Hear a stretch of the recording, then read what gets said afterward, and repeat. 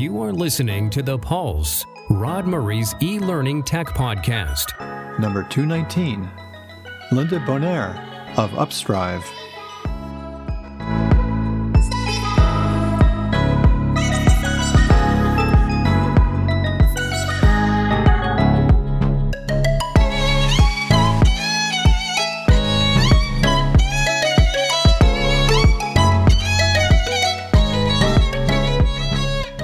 That clip was from a piece called All You Need Is Love by Leite. I play the full piece at the end of my podcast. I hope you enjoy it. I'm happy to report that this episode is sponsored by NEDLA. That's the Northeast Digital Learning Association, NEDLA.org. NEDLA is a chapter of the USDLA, the United States Distance Learning Association. Please support my sponsor. So in this episode, I interview Linda Bonnar, who's the co-founder and director of content at Upstrive. Quote, get stronger results for students, staff, and your school through deeper insights and evidence-based tools, end quote. We discuss Linda's educational background, her initiation into incorporating coaching into the classroom, the evolution of the Upstrive app, their targeted demographics, how they enable students to anonymously communicate their emotions to teachers, and the overall enhancement of student and teacher well-being through Upstrive. We address their challenges and privacy issues and Linda's vision for the future development of Upstrive. I had a lot of fun talking to Linda. She's quite a personality. Linda is so enthusiastic about their product and how it helps students and teachers. It was a pleasure talking to her, and I think you'll really enjoy it. So without further ado, here's my interview with Linda. Linda, so nice to meet you, and thank you so much for joining my podcast today. Rodney, I'm delighted to be here. I feel like we're just going to have a great conversation. I hope. Sounds good. First of all, where are you located? Where are we connecting you to? I'm in Brooklyn, New York, and I apologize if you can hear sirens in the background. There's never a dull moment in Brooklyn at all, Rodney, that's for sure. You can probably tell from my accent, I am not from Brooklyn originally. Okay. I'm very much from Ireland. I have lived in the States for 5 years now, so I'm quite an international. I'm a worldly citizen. I spent 15 years living in the Middle East. Wow. So here now here in Brooklyn. Mm-hmm.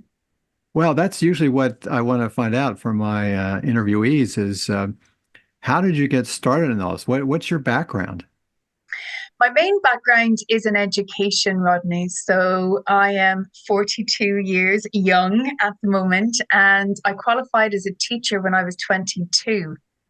And I taught history and religious education. I have a degree in history and philosophy. So I started off with that in Dublin and really struggled to get a full-time teaching position. And they were crying out for teachers in the Middle East. And my father, he's rarely put his foot down in his life, Rodney. He said, you are not going to the Middle East. And I said, well, Dad, it's like this. Either I go and get a full-time teaching job in the Middle East where they will pay me a very good salary, or I have to live here with you and Mum for I don't know how long. And he said, I'll get your suitcases for you, love. And I moved to the Middle East. And I didn't think that I'd stay a week. It was so different to what I was used to at home in Ireland. And then I just fell in love with it. Fantastic. Wow. So how long were you abroad? I did 10 years in Qatar I did 6 years in Qatar and then I did 10 years in Dubai. Wow. Yeah. That's really something. Very interesting. Fascinating places. So I understand you're a founder of Upstrive or a co-founder? I'm a co-founder. Yes, that's correct. So how'd that come about? Yeah, great question. And I always do this. I always try and say I'll tell a long story short, but I love a good story as well. So bear with me and I will do my best. I love education, Rodney, and I always loved being a teacher as well. And I was in my teaching career for maybe, definitely 10 years. And I knew at the time my young people were stressed, but But I was also stressed as a teacher, and I didn't have the tools or the means to help them manage themselves even better. So I started getting coaching myself. Like, I worked in quite a high pressured environment as a teacher in an international school, top fee paying school in the region, pressure from parents as well, who want to see their young people do exceptionally well, and everything that comes with that kind of a role. So I started investing in coaching myself, learning new skills and techniques and ways of managing myself even better. And I loved coaching so much that I then brought it into the classroom and started almost coaching, not just teaching the young people in my classroom, but coaching them to do better as well. And as soon as I did that, everything changed. And so I had a better relationship with the young people that I was teaching. They showed up to class with this different kind of mindset and positivity and optimism and resilience around their exams. And I loved coaching so much that I said to them one day, you know what? I love what we have more than marking 40 history essays a week. And I was very open with them. And I said, folks, this is going to be my last year teaching. I'm going to get certified as a coach. And I'm going to leave my teaching job, and I'm going to coach amazing young people like you all the time. Now, sidebar to this, I always wanted to write a book, Rodney, but I never really knew what to write a book on. So in conversation with some of these incredible young people that I used to teach, they said, Miss, why don't you just write a coaching book? I was like, what? How would that work? And they were like, Miss, you're really good at asking us these questions and being very solution focused and action oriented with us, and not just telling us what to do. So write that. So that's what I did, Rodney. I wrote Press Play, which was my first coaching book for young people, which looked at 40 different real life challenges that young people face in their lives, no matter where they are in the world, and offer them coaching skills, tools, and techniques to overcome those challenges successfully. Now, then one of my very good friends, also in Dubai, kept saying to me, Linda, you need an app. Young people don't read anymore. It's like, that's rubbish. Of course they read. And they also love their phones and their devices, right? So he said to me, I was getting ready to move to New York at the time, Rodney.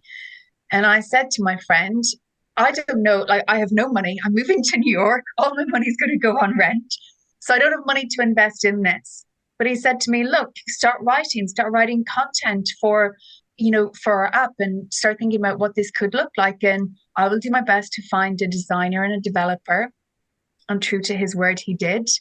And we started working on creating what wasn't called Upstrive then. We went through a series of, I feel like it was like our child. we had this, sure. This wonderful product together. And we eventually created Upstrive. And Upstrive is currently 4 years of age and is being used by approximately 25,000 students, mainly in the Middle East at the moment, across several schools there. Yeah, so we're looking to get it into schools. Obviously, here in the US, we have our first school in Ireland coming on board shortly, and some other schools around Europe as well, which we're incredibly proud of. Wow, that's an amazing story. So in the Middle East, is it all English speaking, or do you use different languages right now? We've primarily started off with English because we focused on international schools, mainly in the Middle East as well, as that's where most of my relationships and my teaching connections are. However, we have translated into Arabic and German also, and we're currently looking at a Spanish translation. And what's interesting is, when it comes to, it's almost like there's a global language around well-being as well, Rodney, no matter where you are in the world. It's not that things are done like if you can get the foundation to your well-being, if you can create a solid foundation of well-being, and that works in the same way, no matter what language you speak or where you are. And if you can understand how your mind works and how you can manage your mind even better, like that's almost like your own language with yourself, right? And how you understand yourself to be also. Well, now I've had the advantage of looking at your website. Now, my listeners have not, many of them have not right now. So how would you describe what Upstrive does, and who's your main audience? Is it K-12? Is it higher ed? So we've branched out. The Upstrive family continues to grow, Rodney, and we started off with Upstrive Education. That was primarily for secondary school students, and it worked on several different levels, right? The whole idea was that we created a system to, first of all, empower teachers. Teachers don't have a lot of time. They want to make sure that their young people are well mentally, emotionally, spiritually, physically. They simply don't have the time to do all that.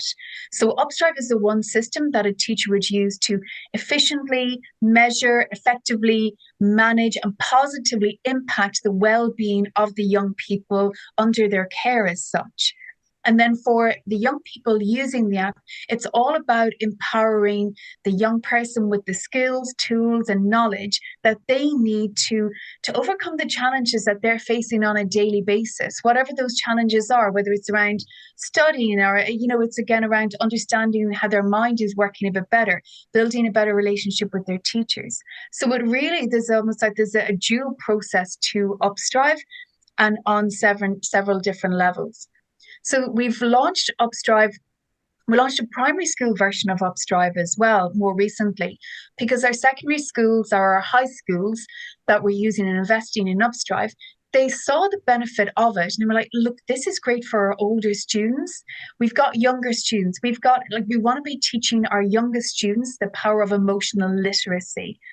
And so we created just a simplified version of Upstrive where even a younger student of 5 or 6, can look at a particular picture and say, that's how I'm feeling today. This is it, and helping them, equipping them with the language, different kind of words to describe how they're feeling as well.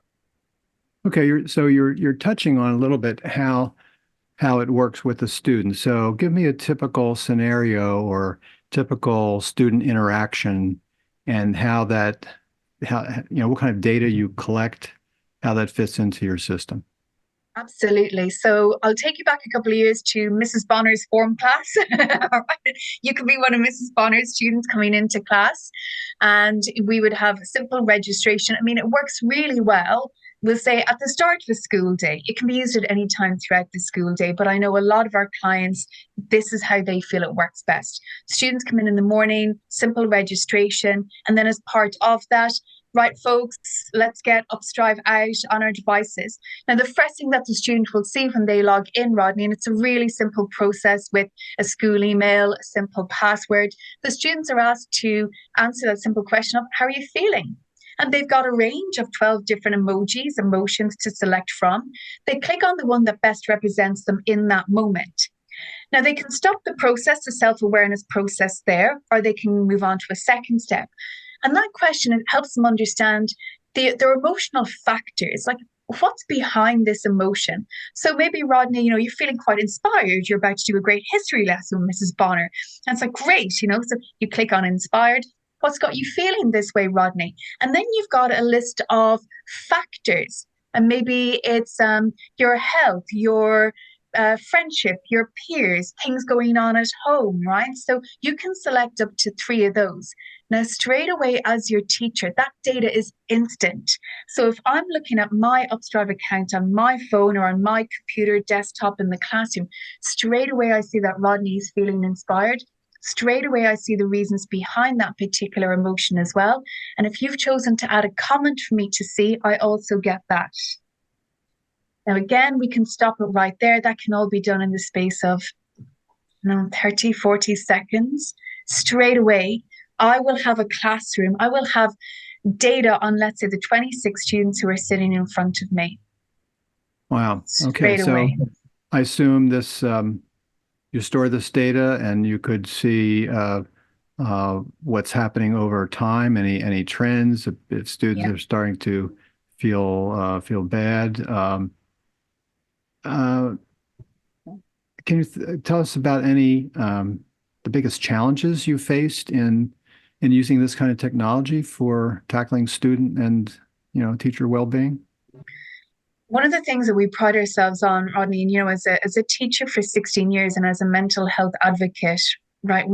And I think just generally, and I know this is a strong generalization, anybody in education will be very aware of the fact that early intervention is best.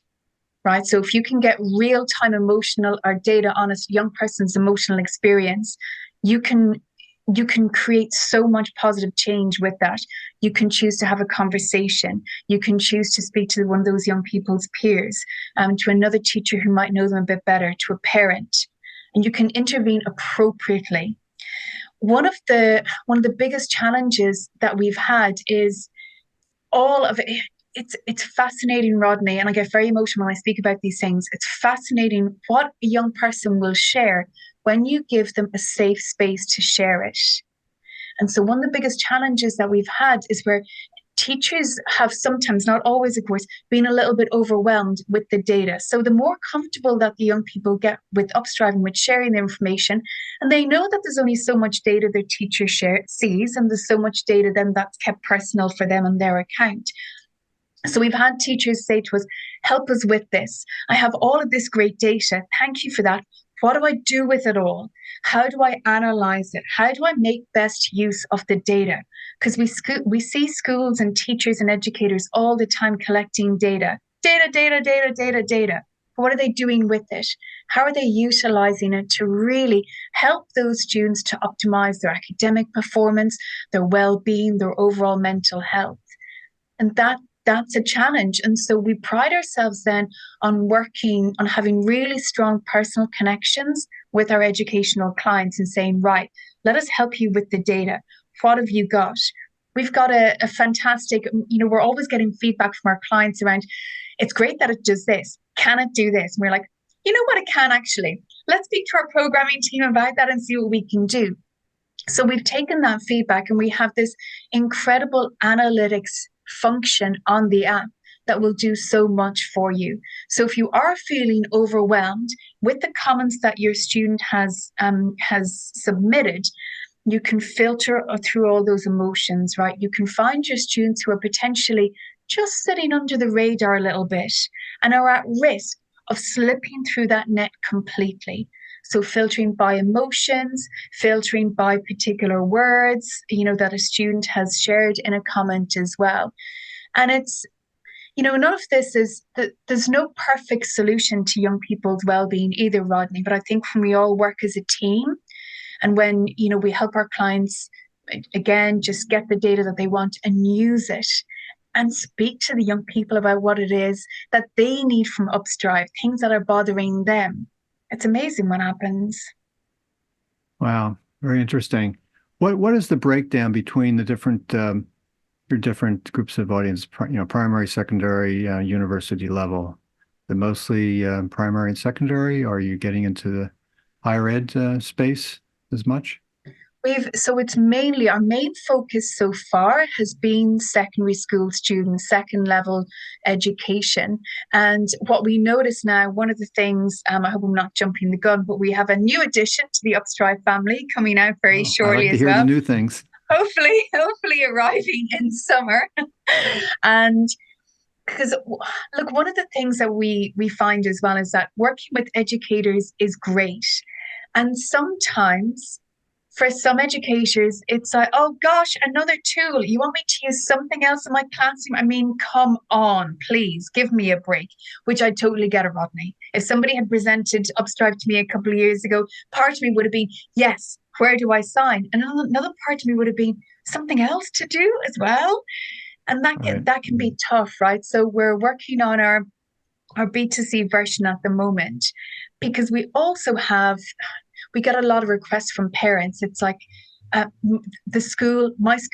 child's school won't invest in this. How can I get it on my own? Because I want to learn more about this. I want to be able to connect even better with my child. So what can we do? And we're like, my gosh, well, of course, why don't we have basically an individual, an Upstrive me, right? Why don't we have that? And so we've been working on that for the past couple of months as well.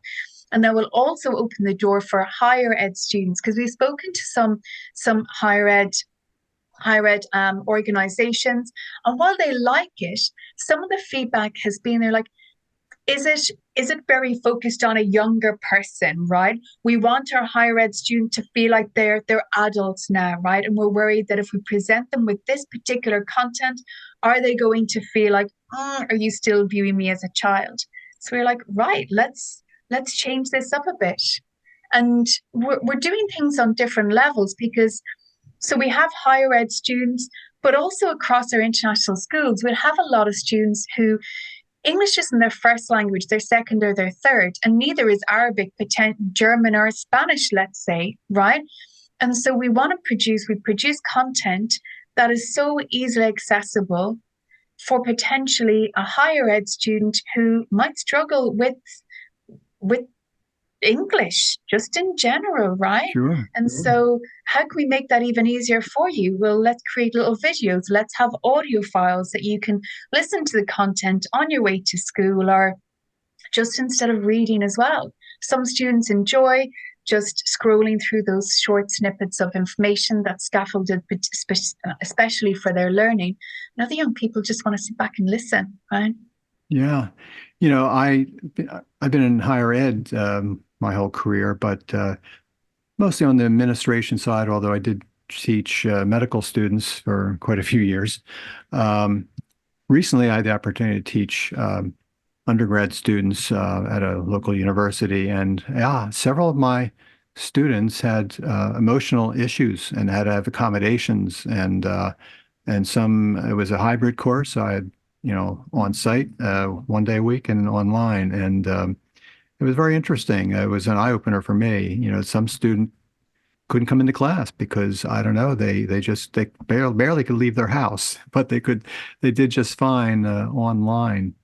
One thing that occurred to me is, collecting information, especially from minors. How do you collect data and protect their privacy, especially, for these younger students? I'm sure that's an important issue. Absolutely. So important. It's so important for schools, educators, for their parents, for the young people themselves. And what we see more and more, which is I love, is young people themselves questioning us on that. What are you going to do with this data? How is it protected? And so as a company, Upstrive is based on Germany. It's based in Germany, and we're heavily guided by GDPR and all of the data protection acts that exist there. And there's you have to be so careful with all of this. And by all of this, I mean there's no point in us harping on about well-being if in the background we're doing something dodgy with people's information. Like, what's really? I frown upon that. I hear myself getting ready to go off on a rant about that as well. So I bring myself back down. So that's all really important. We have parents question us on these things, which again, we love.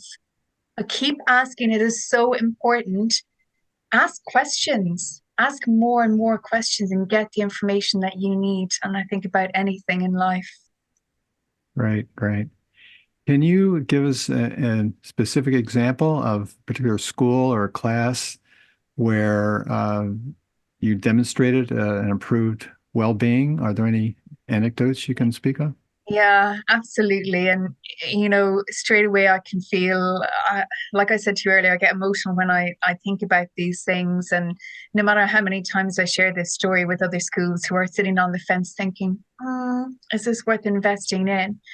There are two schools that stand out in particular. And, obviously I'll, not going to mention their names. We had one school counselor in particular who messaged us. School was on a Sunday in the Middle East, Sunday to Thursday week. And so she messaged us on a Monday morning because it's something that happened on a Sunday. Because she being the school counselor, because she was so invested in Upstrive and her team of teachers and support staff are so invested in Upstrive, she was able to flag a student's comments straight away. She noticed the week before the student's emotions, first of all, they had changed dramatically, right? So the student had been kind of, happy, calm. And then there was a lot of anger, and then there was sadness. And so she picked up on that straight away, and she checked in with the student. The student said, no, they were fine. They were absolutely fine. But as the days went on and the student started logging particular comments, nobody cares about me and things like this. And what actually transpired then over the weekend was that that young person had tried to commit suicide. And they said one of the reasons why they didn't carry on with their thoughts or turn those thoughts into action was because the school counsellor had continually intervened and continually checked up with that student. And sometimes that's what we've got to be, right? We've got to be consistent, and sometimes we've got to be persistent as well. And I've had the same myself as a teacher, Rodney, where I've been concerned about a student, and that student has lied to me to protect herself, right? And I kept checking in. I just kept doing it. Are you okay? You know, what's going on for you? Here's what I, and it's the facts. Here's what I've seen. Here's what I've heard. This leads me to think this. What's your experience around this right now? We also had another school, and unfortunately, a year group of younger students in the school, they saw one of their peers collapse and die in the lunchroom. This young person had a medical condition. And so they witnessed this firsthand, and they witnessed their young peer being taken out of the school and the ambulance arriving, and all of the trauma that comes with that. So the reason I'm sharing that particular story as well is that this is a team effort. At Upstrive, we never say that we're one solution. We're this kind of like panacea or something for all mental health as well. So what we loved about our partnership was with this particular school was they said to us, this has happened. We're going to use Upstrive, but we also are bringing in other school counsellors from our sister schools in the region. We're also doing this, and we're doing this. We created particular content around grief and dealing with trauma for students of different age groups throughout the school as well. And the difference that made, and again, just speaking to the teachers and giving the teachers, you know, maybe like just some tools that they can use in having these conversations in the classroom also. So the difference that Upstrive made, and the difference that all these different intervention tools and techniques made for the school throughout even just a period of 3 weeks was phenomenal. When we analysed the data afterwards and the comments that the young people were sharing, it's fantastic. I mean, horrendous. I'm not saying that it was fantastic that they had to experience this. Fantastic that a school was able to use a tool, to use our system to help identify how over 900 students are feeling. That's a lot. A lot for a group of 88 teachers to handle and support staff. A lot, right? But again, being able to break down the data, being able to filter through the comments and to find things that were really standing out and that really needed to be addressed, then the school could create almost a policy of, right, where do we need to go first? What students need our top priority, and do they need psychological and, you know, actual professional mental health care or trauma care? And what group of students will benefit from having a conversation with a teacher or from interacting on a program in grief via the Upstrive app? Understood. Well, that's an amazing story. There's a lot of tools and automation in higher ed that I've been involved with and promoted, but none at this level. It's usually about the academics and, you know, performance, raising flags when students don't come to class or their grades are falling, and so this sounds really important. I don't know what you think about this, but sometimes you hear sometimes it comes from comedians or other people in the news how this generation is a little bit more fragile. And maybe it's because our world has become so crazy and because of social media, and maybe that's I don't know. Maybe I'm just thinking back, you know, when I was going through this and there weren't any resources like this and we all had to tough it out. Yeah, my gosh, listen, I think I could do a whole separate podcast on this topic alone with you, right? So growing up in Catholic Ireland, that was a lot of the feedback that you got, right? Pull yourself together, toughen up. There's people in the world who have it harder than you. Don't complain. Think positively. Sure, it'll be fine. And sometimes it is, and sometimes it's not. right? And there is a lot of research and a lot of data out there to say that young people's mental health has been deteriorating for a long time and got significantly worse 10 years ago when we saw this boom in social media. Yes. There's a strong correlation to say that the more time young people spend on social media, the lower their subjective well-being is. And it's more so for girls. Mm-hmm. And again, there's more research then done in around that. Are people who were born like of the female gender, are they more susceptible to thinking in a particular way? And actually, we are. Right? We're generally speaking, not all females or anything. Generally speaking, we are more prone to the worry cycle, to the catastrophizing, right? And to other things as well, which can make us even stronger or better in certain topics as well, right? We're more attuned to particular sounds, right? We pick up on certain things differently. However, one of the many things that I love about this generation, Rodney, is that they want answers. And they want support. And we're moving away slowly. We're getting there. We're moving away from that whole stigma and silence around mental health. And I love hearing young people talk about, when I was having this conversation with my therapist the other day, I said to them, and you walk down the street. I was walking around Brooklyn earlier this morning, and, kids are out, young people are out or on break and things. And they're having these conversations just so openly. Now, sometimes, yes, then, right, part of the challenge around that is how the language is used. Oh, gosh, I'm so depressed. I have a test today. And we hear some things like that. However, the more that we can educate them on the language, on the emotional literacy, right, and how to describe and be more aware of how it is that they're feeling and what has them feeling that way, then they're less likely to use the word depressed in that context. And they're more likely to say, well, this is how I'm actually feeling about this test. Right. I recognize that I'm having mild anxiety around it instead of my anxiety is really playing up right now. Right. Do you see that difference in gender with boys not taking advantage of it or being more difficult to adapt to your product? I think I'm smiling to myself because when we worked with one particular school, they wanted an extended survey to really find out, do a deep dive into their well-being culture and to see how their young people were doing.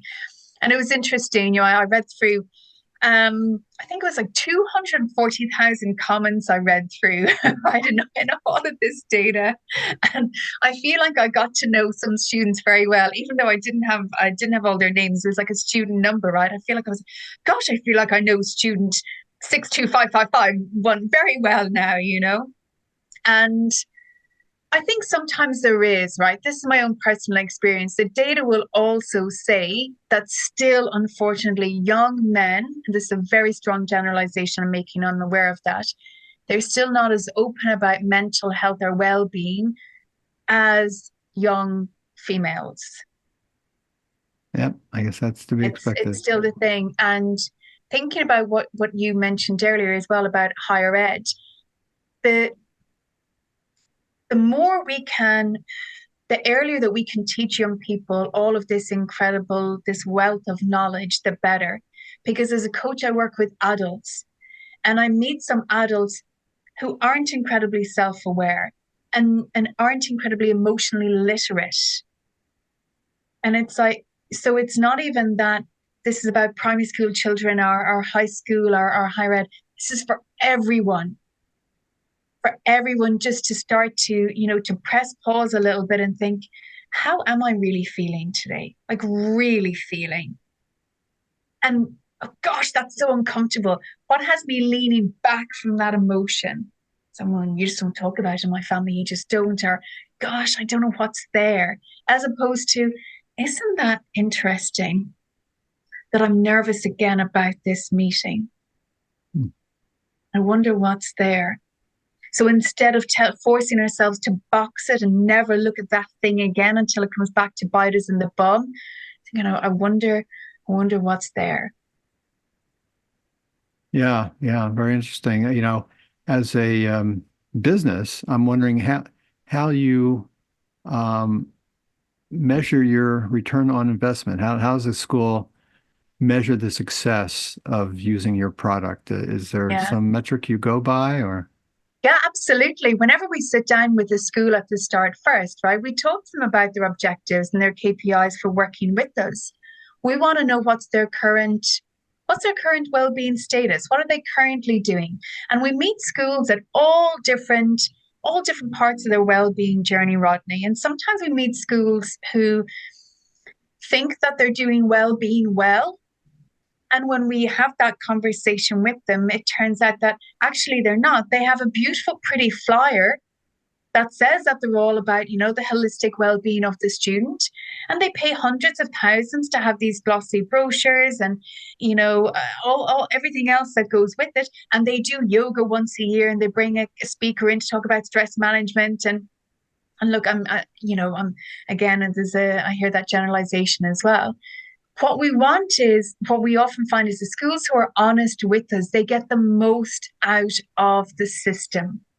And an example of that is we're starting a partnership with a school who say, look, we recognize we have to make drastic changes, right? However, we don't want to just stick a Band-Aid on something. We want to do this right from the beginning. Right. But the parents pay a lot of money for their sons and daughters to go here. So we have to give them something now. Like, we have to show them that we're doing something. Say, right, we'll put a plan together, get a well-being policy together, get your school think tank going and think about what it means to be well in this school. Get your students involved. And that's a huge part of well-being, right? Being seen, being heard, being known, and feeling a sense of belonging. And when somebody turns around to us and says, how are you? It's like, oh, who, me? Oh, yeah, I'm okay. And it's like, if we were to do things differently in this school, what's one thing that we could be doing better? Oh, the school uniform. Okay, and right, we'll take that on board. And listen, when it comes to well-being, or when it comes to looking after the student community, or the staff community a bit better, what could we be doing? Oh, Sarah, I think it'd be really good if we could have this, or can we do less of that and more of that? And again, fascinating what young people will share with you when you give them the time and the safe space to do so. Right, yeah. So sorry, to answer your question on the return and their ROI, it's identifying at the start what it is that they want and setting up like a SMART goal, right? Setting those mile markers in place along the way. How are you doing with this? How do you know if your students are happier? How do you know if your students are well? Right? Let's tell them that we're going to be doing this check-in survey every 2 weeks. And why are we doing it? We're doing it because we care. Yes, we want data, and why do we want the data? Well, why can be so important and can make such a difference to someone. Right. Absolutely. Mm-hmm. I have to get into a little bit of the technical aspects. I'm a technologist, and a little while ago, giving one of your anecdotes, you said a teacher noticed something about a student. Is it automated such that certain red flags or trends pop up and alert the teacher or do they have to be constantly looking at the data through the analytics, or is it automatically pushed out?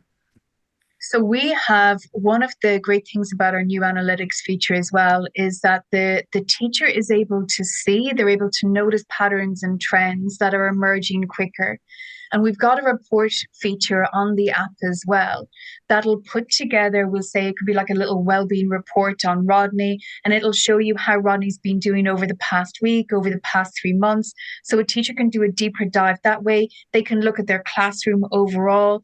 When it comes to the comments, so we're currently building in a really good, we're working with AI as well so that we can train it like to pick up on on certain words, which is interesting because then, of course, you're looking at like young people's slang. Slang, yeah. And everything else, you know, OMG and all the the FOMOs and everything else that can show up. But it's really interesting, right? And we obviously we want to highlight it. We want to be able to target like certain words as well. So the more, and young people are great for helping us with this. You know, that's where, and again, that sense of belonging, right? It's not just sense of belonging as a user. It's like, give us feedback on this. What can we be doing better? I don't like the way that you do that. And, you know, this would be better as well. So we want to make it as easy for teachers, for educators, for support staff, for anybody in that school community. And with our new version of the app coming out as well, we want to make it easier for parents to identify certain patterns and certain trends that are starting to emerge. And the young person, you know, this is it. It's like if you're feeling every Tuesday morning at 9 o'clock, if you start to recognize that you're feeling a little bit uneasy and you start to connect that with, oh my gosh, it's right before I go into history with Mrs. Bonnar. Like, what's this about? Gosh, I just don't like her. That woman puts way too much pressure on us. What can I do about it? And she did, hand up, like she honestly did. What can I do about that? So again, there's, you know, the self-management aspect as well. Not just blaming Mrs. Bonnar for it, but what can I control in this situation also? Well, this has been really enlightening for me. I've never known about a product like this that comes anywhere near this. Now, you mentioned the word AI, and I have to ask everybody these days how they're using AI. It seems like you are planning to use it more within your product. How about within your staff, your business itself? Are there things has AI crept into your everyday business? Yeah, absolutely. And I have become, my relationship with AI has improved, Rodney. I have to say, we're getting on very well. I love it in so many ways. I still have, and maybe this is the recovering perfectionist within me, right? Because I've been using various different platforms for turning text into audio and things like that. And I'm like, I don't like that. It's just not doing it well enough for me. And I've spoken with a group of people from one platform and they're like, no, you don't understand. Like, this is our best yet. And I'm like, and your best just isn't good enough for me right now. And thank you. And maybe my best isn't good enough for somebody at this moment in time. It is what it is. One of the things I love about it, so I will use it for, I have it, and you've noticed this probably, Rodney, I have a tendency to use 1,000 words when only 10 is good enough, right? So I'll go to my friend ChatGPT and be like, oh, I have 100 words here and I just need 10. I'm like, wow, of course. So it's like the teacher becomes a student, and it has taught me and continues to teach me about conciseness and brevity. And I'm like, I love it. And I also used it. I recommended it to a friend of mine one day. She said, I am having awful trouble with a particular student in my class and their personal hygiene, and I do not want to have that conversation with them. And I said, now, come on, we need to lean into tough conversations, right? Radical candor, come on, can't do it. And I said, use ChatGPT and ask it to help you write an email, you know, just that you have words together to use. She's like, what? And I said, yeah. I said, look, I'll do it and I'll send it to you. And I did. And she was like, Linda, this is amazing. And I said, when you're really clear about a prompt, it's like, I want to come from a caring and supportive place. And I also want to give clear and concise feedback to this student. Yep. I'm amazed. I use it every day for something or other. Yeah. Well, this has been fantastic. I think it's probably coming to the end of our time here, to be respectful of my audience time. And I think this is really a unique product. Like I said, do you know of any competition in this area? Yes. Okay. You don't have to mention them. We won't give them a plug. It's funny, but we know of other competitors who have similar features, but not competitors who have all the features together like we do. And that's what makes us a system. And that's what separates us from the other people, the other companies out there that'll say, we'll collect your data. Great, collect it. We'll analyze your data. Great, do that as well. We'll give you evidence-based content for your teachers to save them time when you want to have, a program on grief, a program on well-being, on stress. Great. We do it all. One last question. I want to give you an opportunity to say if there's any new feature or perhaps what your long-term goal is for your impact on education. Yeah, and I'm going to hit that inspired button on my little emoji now, right? I love what we stand for, Rodney, right? And we stand for making young people mentally strong, making them even more resilient, get more tools in that toolbox, equip yourself with more knowledge about yourself, more skills, and to be able to navigate this ever-changing world, right? Because it just keeps changing. And change isn't not always well accepted, right? However, when you feel equipped and you feel in control, then it's like, oh, that's different. Okay. So I'll be more flexible in my thinking. I'll adapt this way. And that's what we want to do for young people, right? I want to give them that feeling of empowerment and control where we know we can. Well, that's a great note to end on. So thank you so much, Linda. This has been great. I wish you the best and getting your product into the U.S., especially in higher education, where I think it's really needed as well. Rodney, we will have many conversations about this, about Upstrive. Very good. Thank you so much, Rodney. You're welcome. So that's it for this episode. I hope you enjoyed listening to it as much as I enjoyed talking with her. I think they have a great product and looking forward to getting them much more exposure in the U.S. So stay tuned for the song All You Need Is Love by Mike Leite. Until next time, have a great week.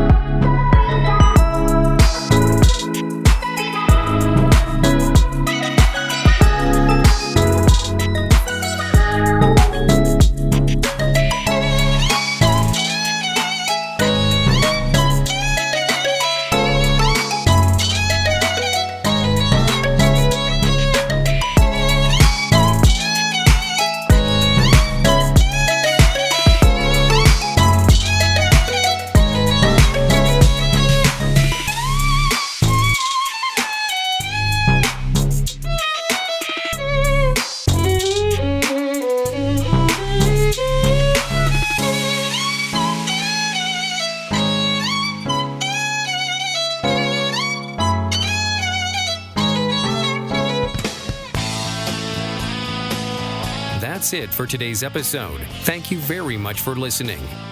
Don't forget to give Rod feedback.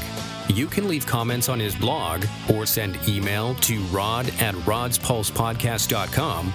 The preceding audio commentary is the product of the author, Dr. Rodney Murray, and does not represent the official viewpoint of any other institution or company.